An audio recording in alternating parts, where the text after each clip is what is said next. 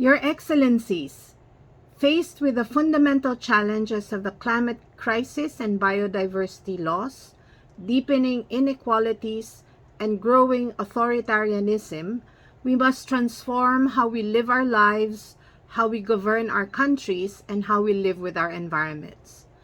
On behalf of the Asia-Europe People's Forum, we share key recommendations articulated in our People's Agenda and our People's Charter for Parliamentarians.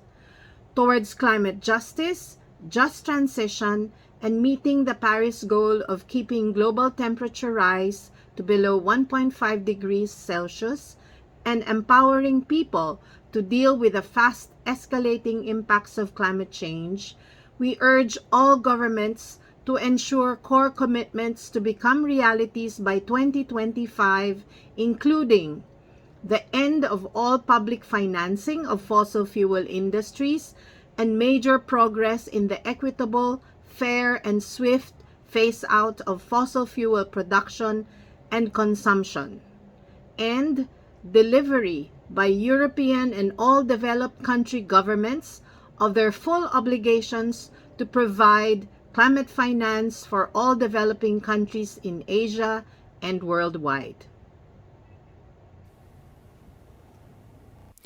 The first step in our response to growing inequality is to call on all governments to support the TRIPS waiver proposed by India and South Africa at the World Trade Organization next week. This is essential to overcoming the COVID pandemic fairly across the world. More broadly, ensuring social justice for all depends on global tax reform, including the establishment of a democratic global tax body under the auspices of the UN to address the problem of illicit financial flows, as well as taking urgent action to stop tax avoidance by multinational corporations. In response to growing authoritarianism and discrimination, we must strengthen our commitment to freedom of expression, organisation, association, and an independent media, as well as condemning attacks on defenders of human rights.